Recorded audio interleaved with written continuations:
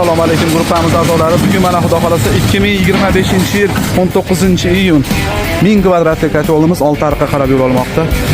Milliy kotel xizmat har doim xizmatingizda. Texnimiz ishlashda davom etyapti.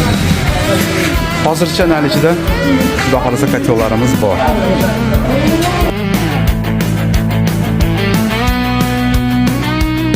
Teplitsaga xudo xolasa. O'zi ham bir labo kotel.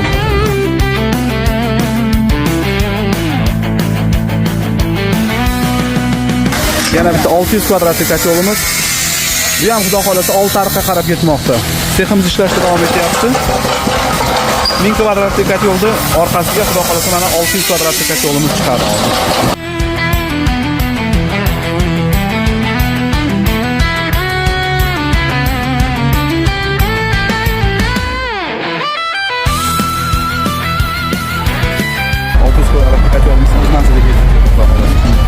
Navbatdagi 1000 kvadratli kotelimiz ham o'z manziliga yetib keldi. Xudo xolasa mana